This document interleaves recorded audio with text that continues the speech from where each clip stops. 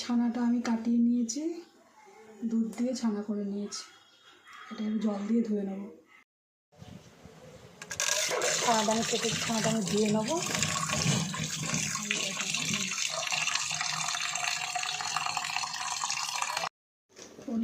পনিরটা একটু নুন আর একটু চিনি দিয়ে ভালো করে মেখে নিই।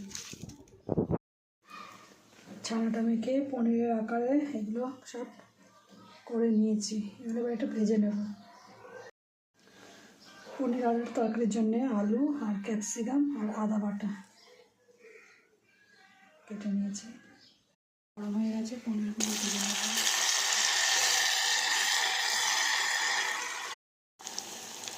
পনিরগুলো ভাজা হয়ে গেছে, তুলে নেব।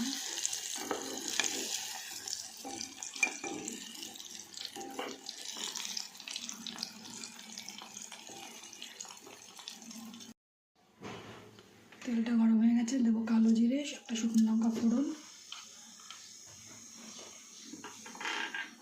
দিয়ে দেবো আলুগুলো লাল লাল করে ভেজে নেব।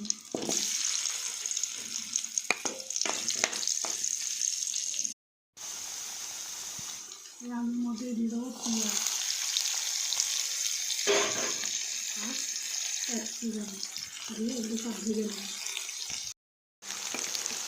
আলু ক্যাপসিকাম পেঁয়াজ ভাজা হয়ে গেছে, দিয়ে দেবো একটু নুন,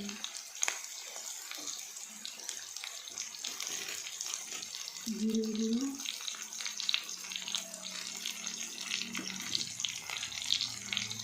হলুদ গুঁড়ো,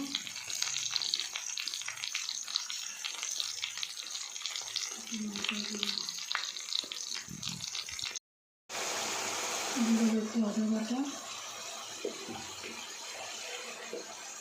একটু চিনি,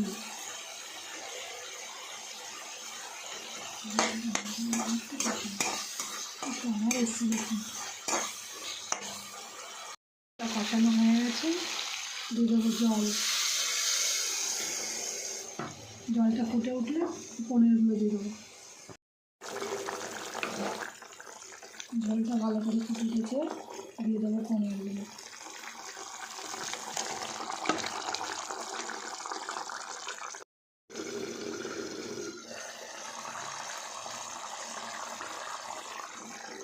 হয়ে গেছে পনিরের তরকারিটা, নামিয়ে নেব।